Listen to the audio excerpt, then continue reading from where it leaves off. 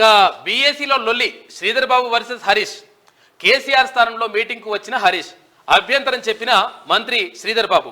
Meeting నుంచి వెళ్లిపోయిన మాజీ మంత్రి అసెంబ్లీ 4 రోజులు. అయితే బీఏసీలో నిర్ణయం ఇవాళ గవర్నర్ ప్రసంగానికి ధన్యవాద తీర్మానం ఉంటుంది. రేపు బడ్జెట్ ప్రవేశపెడతారు. 13న ముగియనున్న బడ్జెట్ సమావేశాలు అంటూ ఒక వార్త కనిపిస్తా ఉంది. అరే గట్టెట్లు వస్తారు ఇది ఏంటి అని చెప్పేసి మంత్రి గారు అన్నమాట.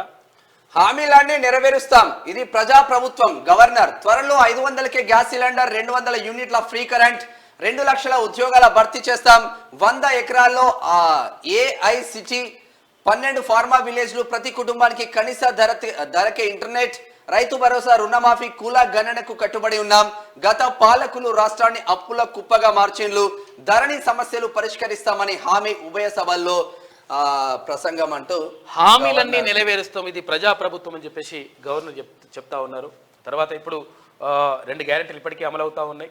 మరో 2 గ్యారెంటీలు ఇక్కడ 500 రూపాయలకు గ్యాస్ సిలిండర్ కానీ, తర్వాత 200 యూనిట్ల వరకు విద్యుత్, ఫ్రీ విద్యుత్ కానీ, ఇదంతా కూడా కొనసాగుతుంది. తర్వాత మరిన్ని అంటే మరో 2 గ్యారెంటీలను కూడా త్వరలో అమలు చేస్తామని చెప్పేసి ప్రభుత్వం చెప్తా ఉంది.